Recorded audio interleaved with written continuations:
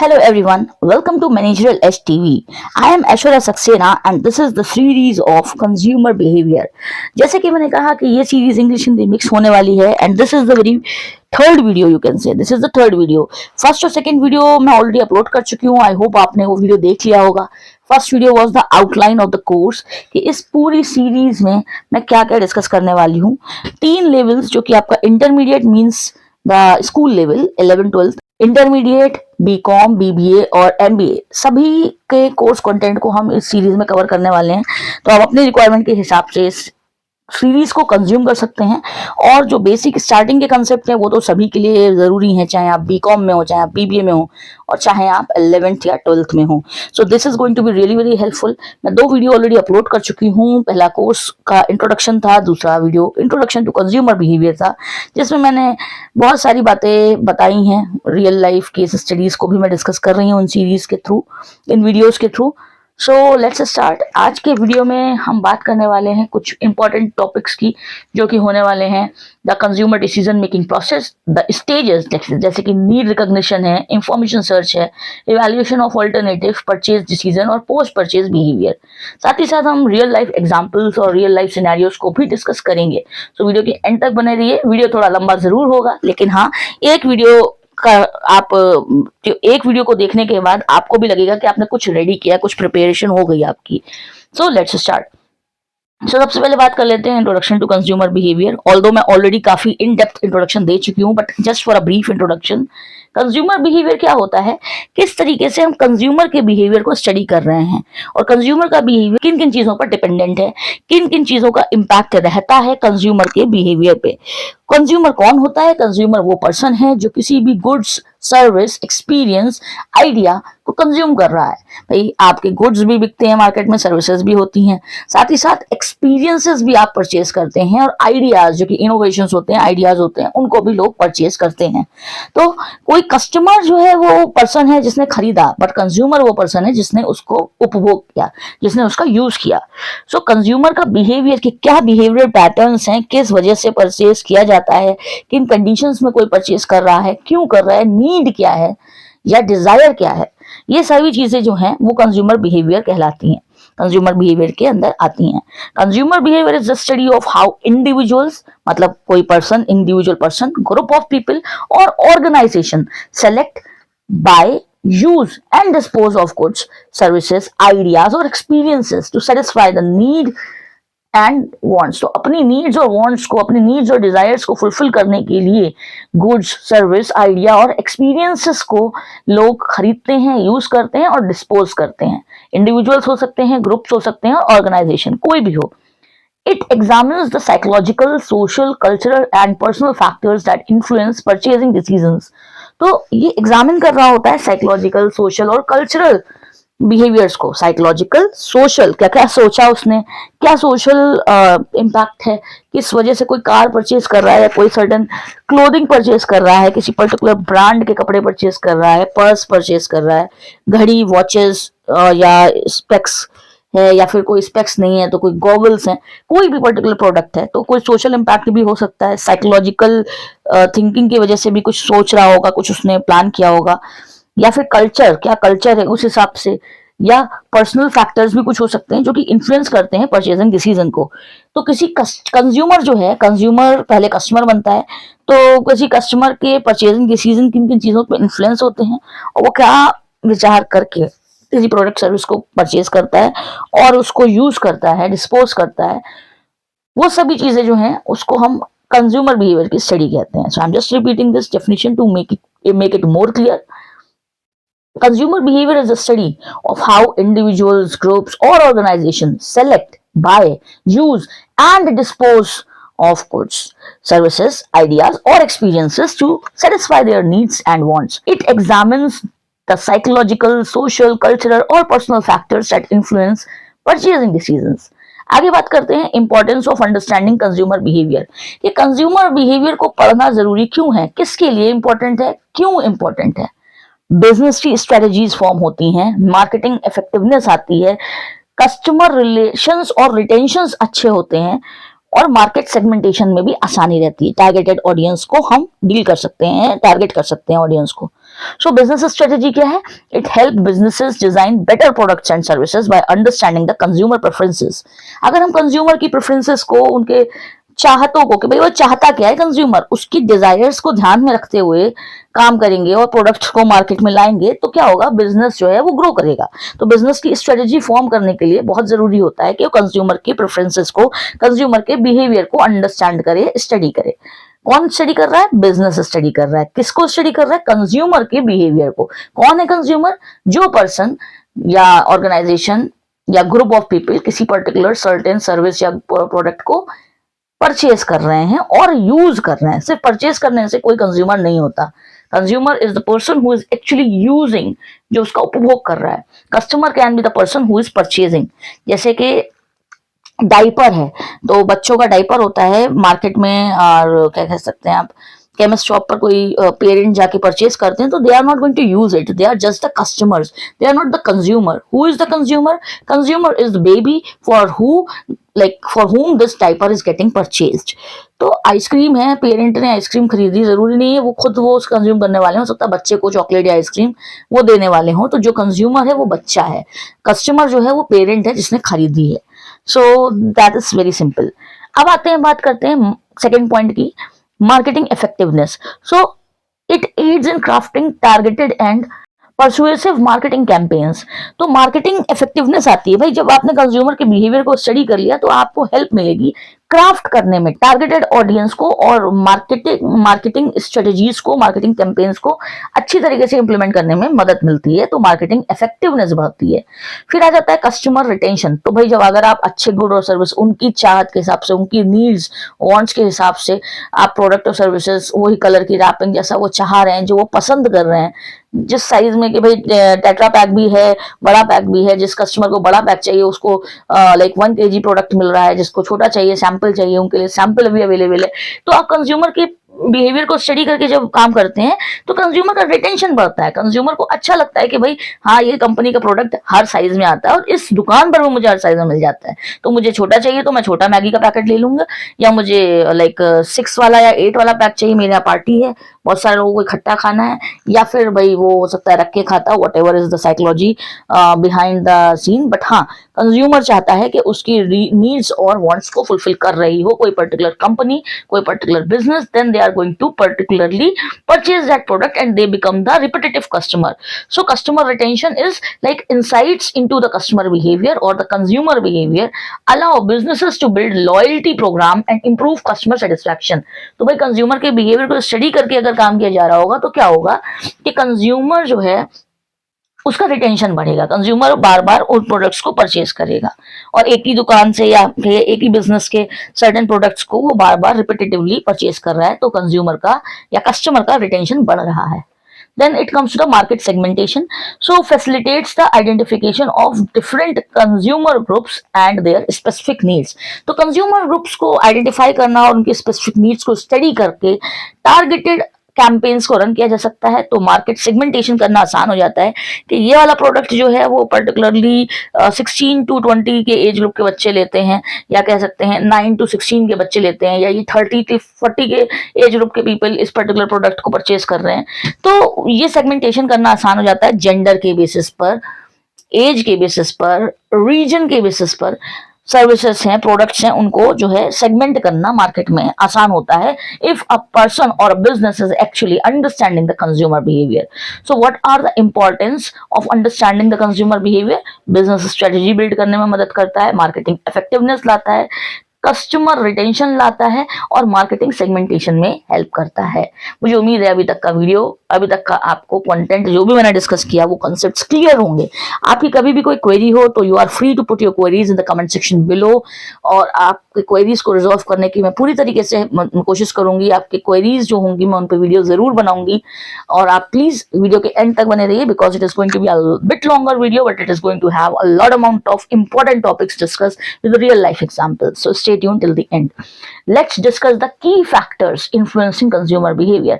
अभी कंज्यूमर का जो बिहेवियर है, कंज्यूमर बिहेवियर आप स्टडी कर रहे हैं। Consumer is the person who is actually using your product और सर्विस। मैं अभी सिर्फ प्रोडक्ट सर्विस बोल रही हूँ, बाकी आपको पता है कि मैं जब प्रोडक्ट सर्विस एक्सपीरियंस और आइडिया इन चारों की बात कर रही हूँ। तो कोई पर्सन है कोई कंज्यूमर है जो आपके प्रोडक्ट या सर्विस को यूज कर रहा है, तो उसके परचेजिंग के फैक्टर्स में कौन कौन से फैक्टर्स हैं जो उसे इन्फ्लुएंस कर रहे हैं, कंज्यूमर के बिहेवियर को, उसके बाइंग पैटर्न को, कौन सी ऐसी चीजें हैं जो इन्फ्लुएंस कर रही हैं, कौन से फैक्टर्स हैं। साइकोलॉजिकल फैक्टर्स होते हैं, सोशल फैक्टर्स होते हैं, कल्चरल फैक्टर होते हैं और पर्सनल फैक्टर्स होते हैं।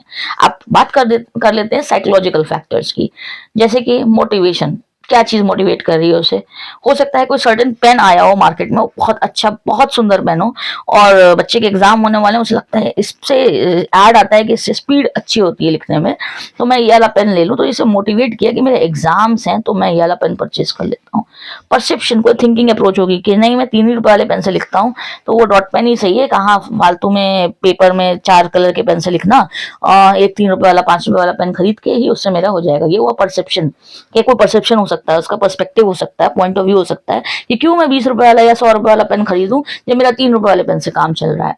लर्निंग, क्या उसने सीखा, क्या उसका एक्सपीरियंस था। हो सकता है 3 रुपए वाले पेन और 50 रुपए वाले पेन से लिखने में उसको कुछ डिफरेंस समझ में आया हो, उस एक्सपीरियंस की वजह से उसने लर्न किया, क्या लर्निंग थी, उसके हिसाब से उसने चॉइस की कि वो कौन सा प्रोडक्ट परचेज करने वाला है। बिलीव्स, क्या बिलीव सिस्टम है कि नहीं भाई, हमारे यहाँ तो लाइक रेलॉन्ड्स के पेन से या फिर एडजेल के पेन से लिखा जाता है, मेरे बड़े भैया ने भी लिखा था, मेरी दीदी ने भी लिखा था, मेरे घर में तो हमेशा ही सभी एडजेल से लिखते हैं। So now this is the believe system that okay, believe मैं करता हूँ कि वो लोग लिखते हैं तो ये मुझे भी यही सूट करने वाला है। कोई भी बिलीव हो सकता है, किसी पर्टिकुलर लाइक एडिबल के लिए हो, या किसी पर्टिकुलर, मैं अभी पेन का एग्जाम्पल ले रही थी, पेन के लिए।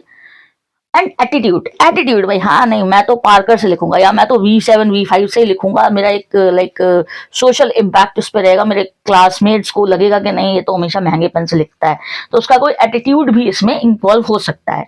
तो साइकोलॉजिकल फैक्टर्स में मोटिवेशन, की क्या चीज मोटिवेट कर रही है उसे कोई पर्टिकुलर प्रोडक्ट या सर्विस को परचेज करने के लिए, क्या परसेप्शन है, क्या उसका पर्सपेक्टिव है, क्या पॉइंट ऑफ व्यू है, क्या उसकी लर्निंग्स है, मतलब क्या उसने एक्सपीरियंस गेन किया उसके प्रीवियस प्रोडक्ट को यूज करने की वजह से, क्या बिलीफ सिस्टम है, हो सकता है कुछ कल्चरल बिलीफ सिस्टम हो उसका, या फिर क्या एटीट्यूड है उसका।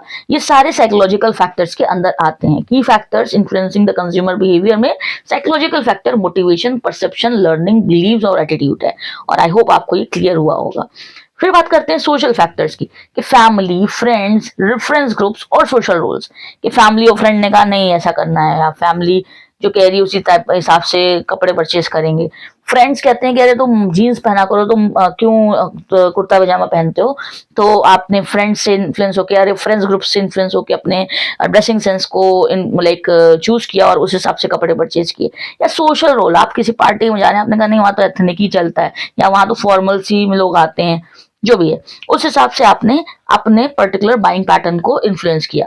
तो सोशल फैक्टर्स हो सकते हैं कि फैमिली का इन्फ्लुएंस, फ्रेंड्स जो कह रहे हैं फ्रेंड्स के हिसाब से पर्सन डिसीजन ले रहा है, या रेफरेंस ग्रुप जिनके जो साथ रहता है उन ग्रुप्स के हिसाब से वो रेफरेंस ले रहा है कि अच्छा ये वाला ग्रुप तो ऐसे करता है, ये लोग का बड़ा चलता है भैया, कॉलेज में सब इन्हें पहचानते हैं क्योंकि ये जैकेट्स पहन के आते हैं, तो मैं भी जैकेट पहन के जाऊंगा।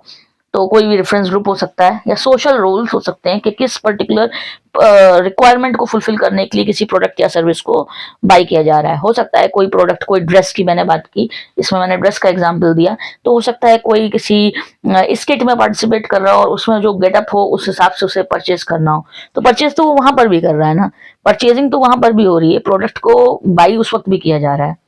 तो ये सोशल फैक्टर्स होते हैं कि फैमिली, फ्रेंड्स, रेफरेंस ग्रुप्स और सोशल रोल्स जो है उसे किस तरीके से इन्फ्लुएंस कर रहे हैं कंज्यूमर के बिहेवियर को। थर्ड आ जाता है कल्चरल फैक्टर्स। तो कल्चरल फैक्टर्स में कल्चर क्या है, सब कल्चर क्या है और सोशल क्लास क्या है। ये बिल्कुल वही है कि आपका एक फोक सॉन्ग होता है, जैसे किसी सर्टेन फोक सॉन्ग पे कोई डांस करता है, तो वहां पर किसी पर्टिकुलर फेस्टिवल में उनके कल्चर के हिसाब से सारा काम होता है। कोई भी एग्जाम्पल आप ले सकते हैं किसी रिलीजन का या किसी फेस्टिवल का, जहां पर किसी सर्टेन समय पर, किसी सर्टेन फेस्टिवल के टाइम पे, मोस्ट ऑफ द टाइम, क्योंकि आजकल हमेशा लोग पूरे टाइम बहुत रेयर होता है कि सारी चीजों को फॉलो कर पाए, they are mostly indulged into some activities or some purchasing according to the culture। जब कोई फेस्टिवल होता है तो उनका जो कल्चर है, उनका कल्चर का सब कल्चर, के नहीं हमारे यहाँ तो मालवाड़ी होता है, ऐसा होता है, उस हिसाब से है ना। तो सोशल क्लास के हिसाब से वो अपने बाइंग पैटर्न्स को उनके बाइंग पैटर्न्स इन्फ्लुएंस होते हैं। फिर आ जाता है पर्सनल फैक्टर्स। अब कोई एज ग्रुप है, किस एज का पर्सन क्या करता है, एज ग्रुप्स के हिसाब से ईटिंग लाइक हैबिट्स होती हैं। तो भाई बड़े लोग जो है वो मैगी परचेज करके खा रहे होंगे, ऐसा बहुत रेयर होता है कि हाँ भाई कोई पेरेंट है वो कह रहे हैं कि यार मैं अपने लिए मैगी लेकर आया हूँ और प्लीज मेरे लिए मैगी बनाओ या मैगी बना के मैं खाऊंगा। मोस्टली ऐसा नहीं होता। बच्चे जो होते हैं they are interested in to the Maggi, noodles, chips, इन सब चीजों में। या फिर ऑक्यूपेशन के पर्सनल फैक्टर, जो उसकी ऑक्यूपेशन है, जो जो कमा रहा है उस हिसाब से, है ना। तो एज फैक्टर होता है, परचेजिंग को इन्फ्लुएंस करता है, बाइंग पैटर्न्स को। ऑक्यूपेशन, कितनी उसकी आमदनी है, कितना वो कमा रहा है, उसके हिसाब से। लाइफ स्टाइल, किसी का लाइफ स्टाइल नहीं भाई मैं तो, मेरा स्टैंडर्ड बहुत हाई है, मैं महंगी चीजों को खरीदता हूँ, है ना। या पर्सनैलिटी, मेरी पर्सनैलिटी को ये सूट नहीं करता, ये गॉगल्स जो है मेरी पर्सनैलिटी को सूट नहीं करेंगे, तो मैं ये वाला गॉगल सर्टन नहीं लूंगा। तो इकोनॉमिक स्टेटस, ये सारे जो हैं पर्सनल फैक्टर्स हैं, कि ये तो इंसान का इंडिविजुअली हो गया कि उसके पर्सनल फैक्टर्स क्या है, कि उसकी उम्र कितनी है, उसकी कमाई कितनी है, ऑक्यूपेशन क्या, लाइफस्टाइल है क्या, पर्सनैलिटी है, और इकोनॉमिक स्टेटस क्या है, उस हिसाब से कंज्यूमर का बिहेवियर इन्फ्लुएंस होता है। So what are the key factors influencing the consumer behaviour? Psychological factor which include the motivation, perception, learning, believes and attitude. Social factor जिसमें फ्रेंड्स, फैमिली, रेफरेंस ग्रुप्स और सोशल रोल्स आ जाते हैं। फिर आ जाता है कल्चरल फैक्टर, जिसमें culture, subculture, social class आ जाता है। और पर्सनल फैक्टर जिसमें कि एज, ऑक्यूपेशन, लाइफस्टाइल, पर्सनैलिटी और इकोनॉमिक स्टेटस आ जाता है। आगे बढ़ते हैं और बात करते हैं decision making process, the consumer decision making process. This is very very important, so please stay tune till the end.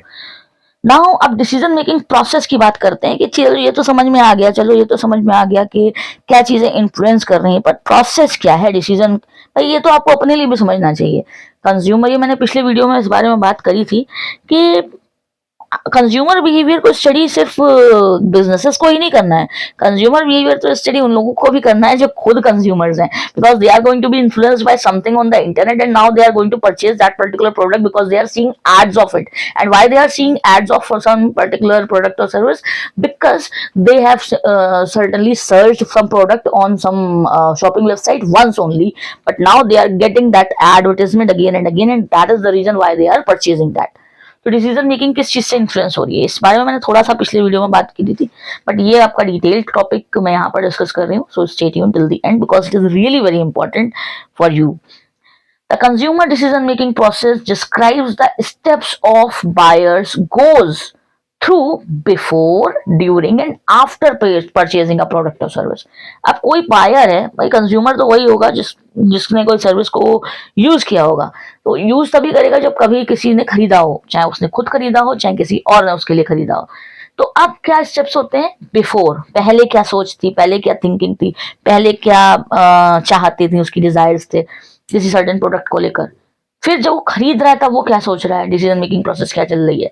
फिर परचेज करने के बाद उसका क्या रिएक्शन है, क्या उसको यूज करके उसे एक्सपीरियंस हुआ, उस हिसाब से जो है डिसीजन मेकिंग प्रोसेस होता है। क्योंकि एक बार परचेज करने के बाद अगली बार चेंजेस भी तो हो सकता है डिसीजन में, हो सकता है प्रोडक्ट पसंद ही ना आए। तो नंबर 1 है नीड रिकॉग्निशन।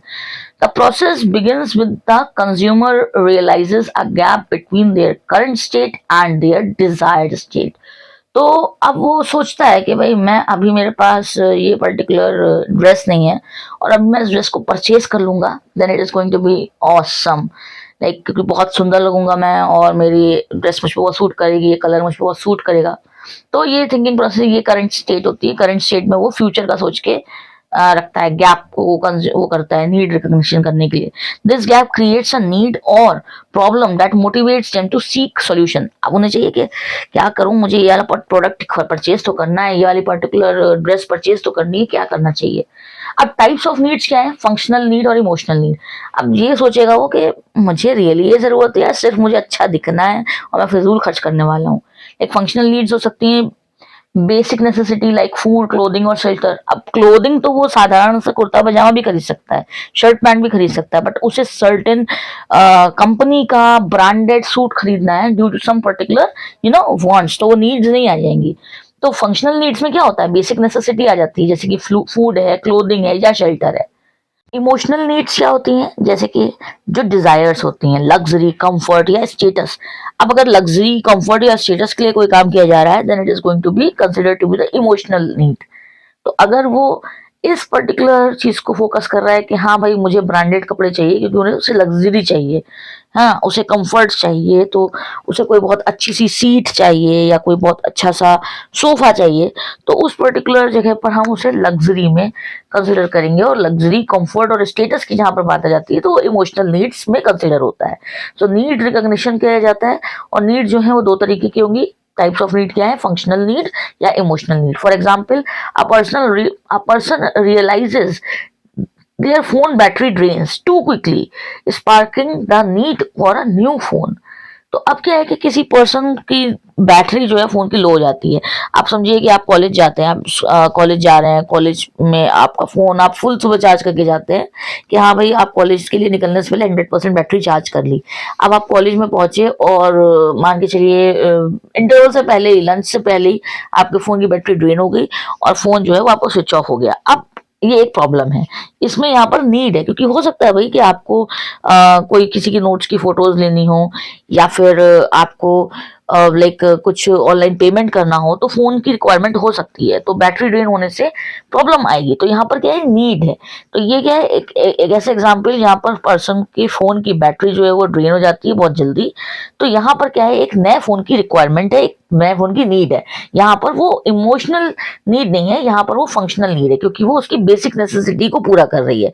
अब यहाँ पर उसको जरूरत है, ऐसा थोड़ी कि उसे सिर्फ शो ऑफ के लिए एक नया फोन चाहिए, कि उसका फोन अच्छे से चल रहा है, कोई प्रॉब्लम नहीं है, और फिर भी उसे नया फोन चाहिए। अगर ऐसा होता तो वो इमोशनल नीड में आ जाता, जो कि लग्जरी, कंफर्ट या स्टेटस को रिप्रेजेंट करता।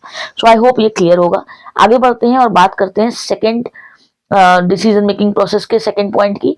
तो फर्स्ट पॉइंट था नीड रिकॉग्निशन के कंज्यूमर डिसीजन मेकिंग प्रोसेस का, और सेकंड पॉइंट है इंफॉर्मेशन सर्च। तो अब हमको ध्यान देना होगा इंफॉर्मेशन पे, क्या हमारे पास डेटा है, क्या इंफॉर्मेशन है। So once a need is recognised, एक बार नीड हमने पहचान लिया कि अच्छा ये जरूरत है, the consumer searches for information to address it. तो अब चलो ठीक है, मुझे पता चल गया कि मेरा फोन जो है उसकी बैटरी लो हो जाती है, बहुत जल्दी से फोन की बैटरी ड्रेन हो जाती है और इसकी वजह से प्रॉब्लम आती है। तो अब सर्च क्या होगा, सर्च होगी नया फोन की, कि अपने बजट में, अपनी रेंज में, या जो भी आपकी रिक्वायरमेंट है वो फुलफिल होने वाला एक फोन, तो फोन को सर्च किया जाएगा। तो उसके लिए क्या इन्फॉर्मेशन की सर्च हो रही है। Once a need is recognised, the consumer searches for information to address it. This can include both internal and external sources. अब यहाँ पर इंटरनल और एक्सटर्नल दोनों तरीके के सोर्सेज को रेफर किया जाता है इन्फॉर्मेशन को सर्च करने के लिए। इंटरनल सोर्सेज क्या होते हैं, इंटरनल सोर्सेज पास्ट एक्सपीरियंसेस और मेमोरीज होती हैं। जैसे कि आपको पास्ट एक्सपीरियंस से याद आया कि अच्छा मेरा फ्रेंड था, मुझसे कल मिला था, और उसका जो फोन था उसने बताया कि उसकी बैटरी जो है वो 4 दिन तक चलती है। अब ये आपका पास्ट एक्सपीरियंस की मेमोरी हो गई। या आपको ध्यान है कि मेरे आपके पास आपके घर में ही किसी दूसरे का पर्टिकुलर फोन था, और या आपका ही पुराना फोन था जो, उसमें जो है कई कई दिन तक बैटरी रहती थी, और आपका जो है न्यू फोन आपने लिया था वो जो है दूसरी ब्रांड का था, और इसमें जो है बैटरी जो है बैकअप मतलब ज्यादा देर तक रिटेन नहीं करती। तो ये आपका पास्ट एक्सपीरियंस हो सकता है, और इस एक्सपीरियंस की बेसिस पर इंसान जो है वो परचेजिंग करता है, कंज्यूमर जो है वो परचेजिंग करता है। एक्सटर्नल क्या हो सकता है, advertisements, online reviews, recommendations and social media. कि ठीक है आपको कुछ नहीं, आपको कोई आइडिया नहीं है, आपके फोन की बैटरी ड्रेन हो रही है, आपको पता है कि आपको अब न्यू फोन की रिक्वायरमेंट है, तो आपके पास कोई मेमोरी नहीं है, कोई एक्सपीरियंस नहीं है इसमें, तो आप क्या करेंगे, सर्च करेंगे। जब सर्च करेंगे, ऑनलाइन सर्च करेंगे मोस्ट ऑफ द टाइम, या फिर आप न्यूज़पेपर में देख लेते हैं एडवर्टाइजमेंट, तो एडवर्टाइजमेंट्स हैं, और फिर ऑनलाइन जाके आप रिव्यूज देखते हैं, लोगों के रिकमेंडेशंस आपको आने लग जाते हैं सोशल मीडिया पर। तो ये सारे फैक्टर्स जो हैं ये एक्सटर्नल फैक्टर हैं, जो आपको प्रवोक कर रहे हैं कोई पर्टिकुलर सर्टेन प्रोडक्ट को परचेज करने के लिए। ये आपको आइडिया दे रहे हैं एक्चुअली, ये आपका एक्सपीरियंस नहीं है, ये आपकी मेमोरी नहीं है। तो ये इंटरनल सोर्स नहीं हुआ, ये एक्सटर्नल सोर्स हुआ, ये बाहर से आपको लाइक कहा जा रहा है कि भाई ये वाला पर्टिकुलर प्रोडक्ट ले लो। For example, the individual searches online for the best phones with long battery life, reads review on tech websites and seek advice from friends. तो कि आपने ऑनलाइन वेबसाइट यूट्यूब पर जाकर चेक किया कि हाँ भाई कोई रिव्यूज आपको पता चल जाए, या लोगों के कमेंट्स और रिव्यूज जो कि अमेजन, फ्लिपकार्ट या गूगल वगैरह पे आपको मिल जाते हैं, वहां से आपने देखा, या आपके किसी फ्रेंड ने एडवाइस किया कि देखो मेरा फोन तो बहुत अच्छा चलता है, और उसके 3 4 दिन तक मुझे चार्ज ही नहीं करना पड़ता, और बैटरी बैकअप बहुत अच्छा है, अगर तुम्हें बैटरी बैकअप का इश्यू है तो भाई ये वाला मॉडल ले लो। तो ये जो है ये एक्सटर्नल आपके सोर्सेस ऑफ इंफॉर्मेशन होते हैं जहां से आपको आइडिया लगा कि आपको कौन सा पर्टिकुलर प्रोडक्ट जो है वो खरीदना चाहिए। तो ये भी आपका फैक्टर है जिससे कंज्यूमर के बिहेवियर में इफेक्ट आता है कि वो कौन सा पर्टिकुलर प्रोडक्ट या सर्विस परचेज कर रहा है। थर्ड आ जाता है evaluation of alternatives. So the consumer compares different options to determine which best meets their needs. अब आपको आपके फ्रेंड ने भी बताया, आपने रिव्यूज भी देखे, आपने यूट्यूब पर जाके भी रिव्यू वाला वीडियोस देख डाले, तो आपको समझ में आ गया इतने सारे ऑप्शन हैं आपके पास। अब आपको ऑप्शंस पता चल गए हैं तो आप उसमें कंपेयर एंड कॉन्ट्रास्ट करके अपना डिसीजन खुद भी ले सकते हैं। तो ये इवैल्यूएशन ऑफ अल्टरनेटिव होता है कि भाई कंज्यूमर जो है वो अल्टरनेटिव्स को इवैल्यूएट करेगा। मतलब ये हो सकता है कि ये मतलब इन्फ्लुएंस रहता है तीन चीजों से, फीचर, ब्रांड इमेज और रिव्यूज। कि फीचर्स क्या क्या है प्रोडक्ट के, ब्रांड का परसेप्शन कैसा है, ब्रांड की इमेज कैसी है, ऐसे ही कोई नई नई ब्रांड है या ऑलरेडी आप बहुत सालों से इसका नाम जानते हैं, सभी बहुत तारीफ करते हैं, आप ऑलरेडी उसके प्रोडक्ट यूज कर चुके हैं। और रिव्यूज जो है लोगों के उस पे भी डिपेंड करता है कि आप ऑल्टरनेटिव कौन सा चूज करने वाले हैं। तो तीन फैक्टर्स होते हैं, features, product attribute such as quality, price and design. तो क्वालिटी कैसी है, प्राइस आपके बजट का है या नहीं, डिजाइन आपको पसंद में आ रही है कि नहीं, brand image, perception and trust in the brand, brand में क्या ट्रस्ट है, क्या परसेप्शन है लोगों का, उस हिसाब से भी पर्सन जो है कंपेयर कॉन्ट्रास्ट करते वक्त इस चीज का डिसीजन लेता है, ऑल्टरनेटिव्स में से चूज करता है पर्टिकुलर प्रोडक्ट या सर्विस को। और फीडबैक फ्रॉम अदर यूजर्स, तो दूसरे यूजर्स जो ऑलरेडी उस पर्टिकुलर प्रोडक्ट या सर्विस को परचेज कर चुके हैं उनके क्या रिव्यूज हैं, उन रिव्यूज के अकॉर्डिंग भी इवैल्यूएशन करके कंपेयर करके चूज करा जाता है। For example, the individual narrows there choices to 3 phone models, comparing their battery life, price and additional features like camera quality.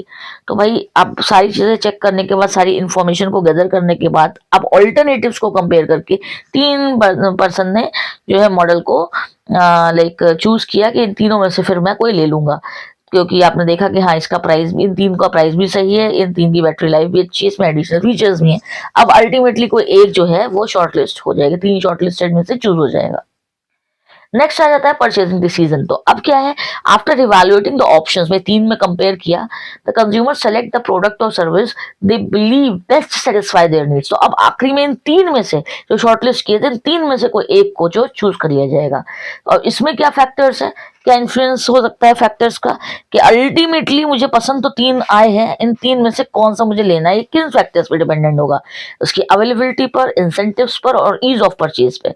कि भाई अवेलेबिलिटी, वो प्रोडक्ट कितना इजीली अवेलेबल है आपको, क्या आपके बगल वाले लाइक कह सकते हैं शॉप पर मिल रहा है, या जो पास में कॉम्प्लेक्स है वहां मिल रहा है, या फिर आपको ऑनलाइन परचेज करने के लिए इजीली मिल रहा है, कितने दिन में डिलीवर होने वाला है, आपकी क्या रिक्वायरमेंट है, आपको कितने दिन में चाहिए, क्या डिस्काउंट्स हैं, हो सकता है एक ही प्रोडक्ट आपको ऑनलाइन और ऑफलाइन दो अलग रेट्स में मिल रहा हो, अलग इंसेंटिव्स के साथ मिल रहा हो। तो ये सारी चीजें हैं, जो तीन चीजें हैं, ये लास्ट में परचेजिंग डिसीजन को अफेक्ट करती हैं, इन्फ्लुएंस करती हैं। क्या, availability, whether the product is in stock और नॉट, आपने तीन में से जो भी पर्टिकुलर चूज किया वो वाला सर्टेन प्रोडक्ट स्टॉक में है भी कि नहीं। सेकेंड है इंसेंटिव, कि डिस्काउंट्स क्या है, प्रमोशंस क्या है, या बंडल्ड ऑफर, कि भाई उन तीन में से आपको जो पसंद, तीनों पसंद ही आ रहे थे, तीनों में से किस में ज्यादा ऑफर्स हैं, किस में ज्यादा डिस्काउंट या प्रमोशनल ऑफर्स हैं, उसको इंसान यूजुअली चूज कर लेता है, क्योंकि तीनों ही शॉर्टलिस्ट किए थे ना। फिर ईज ऑफ परचेज, कि आपको ऑनलाइन या ऑफलाइन शॉपिंग में कौन सा कन्वीनियंट लगता है, आप किस पे ज्यादा ट्रस्ट करते हैं, उस हिसाब से अल्टीमेटली जो है आप अपना फोन जो है वो परचेज करते हैं। So the person decides to buy a mid range smartphone because it offers a balance between performance and cost. तो लास्ट में वो इस हिसाब से परचेजिंग डिसीजन लेगा। अभी भी कहानी खत्म नहीं हुई, अभी फिफ्थ पॉइंट आता है हमारा, पोस्ट परचेज बिहेवियर। अब उसने परचेज तो कर लिया इतना सारा सोच के, और इसको मैं एक बार आपको रिवाइज भी कराऊंगी। तो लास्ट में पोस्ट परचेज बिहेवियर की बात करते हैं, तो this stage focuses on the consumer satisfaction और डिससेटिस्फैक्शन। ये कंज्यूमर सेटिस्फाई कितना हुआ आफ्टर यूजिंग द प्रोडक्ट और service, it determines whether they will repurchase, recommend the product और वॉइस कंप्लेंट। भाई हो सकता है भाई प्रोडक्ट परचेज करने के बाद पर्सन को बहुत अच्छा लगा हो और अपने जानने वालों को रिकमेंड करने लगा हो, और उसने सोचा हो कि मैं आगे भी इसी वाली कंपनी का प्रोडक्ट लिया करूंगा। तो रीपरचेज कर रहा है, रिकमेंड कर रहा है, या फिर उसने कोई कंप्लेन फाइल कर दी कि भैया बहुत खराब प्रोडक्ट है और मैं तो वापस नहीं कर सकता क्योंकि मैं इसे ओपन कर चुका हूँ। फोन वगैरह यूजुअली जो होते हैं वो वापस नहीं होते, एक एग्जाम्पल जो हमने फोन का लिया है अकॉर्डिंग टू दैट, तो उसने कंप्लेन कर दी। तो की एस्पेक्ट्स इसमें भी हो सकते हैं, कॉग्निटिव डिसोनेंस या फिर कस्टमर फीडबैक। तो कॉग्निटिव डिसोनेंस क्या होता है? द बायर में एक्सपीरियंस डाउट्स और रिग्रेट आफ्टर द परचेज। खरीद तो लिया था इतना सब सोचने के बाद भी, लेकिन रिग्रेट हो रहा है कि गलत प्रोडक्ट खरीद लिया, जैसा दिख रहा था, जैसा कहा गया था, बिल्कुल भी वैसा नहीं निकला। और कस्टमर फीडबैक क्या है? शेयरिंग ओपिनियंस थ्रू रिव्यूज और वर्ड ऑफ माउथ। अब उसने भी अपने ओपिनियन और रिव्यूज को आगे फर्दर शेयर करा। For example, after using the phone for a month, the consumer feels satisfied with the purchase and post a positive review online. उसे पसंद आ गया, उसको कोई प्रॉब्लम नहीं हुई तो वो पॉजिटिव रिव्यू कर सकता है। Alternatively, they may return the product if it doesn't meet expectations. और ऐसा भी हो सकता है कि पसंद नहीं आया तो वो जाके कहे कि नहीं भैया मुझे फोन नहीं पसंद आया, now I want to return it. अब वो चीज अलग है कि रिटर्न होगा नहीं होगा, that's another point, but person is actually not satisfied. So may be offline में तो रिटर्न फिर भी एक बार को हो सकता है, पर ऑनलाइन में मुश्किल है। इवन ऑफलाइन में भी ओपन होने के बाद फोन्स वगैरह तो रिटर्न नहीं होते। तो आइए इसको एक बार ब्रीफ कर लेते हैं। तो हम लोगों ने अभी बिल्कुल पढ़ा है the consumer decision making process, जिसमें हमने देखा कि सबसे पहले अपनी नीड को पहचानना होता है कि ज़रूरत क्या है। उस ज़रूरत के हिसाब से इंफॉर्मेशन सर्च की जाती है। पहले देखा जाता है कि भैया नीड इमोशनल है या फंक्शनल है। फंक्शनल नीड्स जो होती हैं वो फूड, क्लोथिंग और शेल्टर, मतलब नेसेसिटीज पे डिपेंडेंट होती हैं। इमोशनल नीड्स जो होती हैं डिजायर्स पे, जैसे कि लग्जरी, कंफर्ट और स्टेटस के सराउंडिंग में होती हैं। फिर आते हैं कि भाई अकॉर्डिंग टू द नीड, कि आपकी ज़रूरत क्या है उसके हिसाब से इंफॉर्मेशन को सर्च किया जाता है। इंटरनल या एक्सटर्नल हो सकती हैं सोर्सेस ऑफ इंफॉर्मेशन, जिसमें कि पास्ट एक्सपीरियंस और मेमोरीज इंटरनल होती हैं। जबकि अगर हम बात करें एक्सटर्नल की, तो एडवर्टाइजमेंट, ऑनलाइन रिव्यूज, रिकमेंडेशंस और सोशल मीडिया से जो है वो हमें एक्सटर्नल इन्फॉर्मेशन मिलती है। इन्फॉर्मेशन गेन करने के बाद आपके पास बहुत सारे ऑप्शंस आ जाते हैं, जिसमें से थर्ड पॉइंट आ जाता है इवैल्यूएशन ऑफ अल्टरनेटिव। तो फीचर, ब्रांड इमेज और रिव्यूज के बेसिस पर अल्टरनेटिव्स शॉर्टलिस्ट कर लिए जाते हैं। फिर नेक्स्ट आ जाता है फोर्थ स्टेप जो है purchasing decision. So according to the availability, incentive और ईज ऑफ परचेज के अकॉर्डिंग परचेजिंग कर ली जाती है। And the fifth is post purchase behaviour, कि किस तरीके से बिहेवियर क्या है, पॉजिटिव नेगेटिव फीडबैक क्या मिला प्रोडक्ट को परचेज करने के बाद। तो ये भी कंज्यूमर बिहेवियर में ही काउंट होता है। Now let's talk about some examples and real life scenarios. Number 1, buying a car. So first scenario हम कंसिडर करने जा रहे हैं buying a car. So need recognition. So अभी सबसे पहले तो यही सारी चीजें हमें करनी होंगी ना, ये 5 पॉइंट तो सब में होने वाले हैं। पहला है नीड रिकॉग्निशन, कि हमने फैमिली की रिक्वायरमेंट के हिसाब से हमें कार खरीदना है। हमारा सिनेरियो है कि हमें कार खरीदनी है, तो family realises their current car is too small for their growing needs.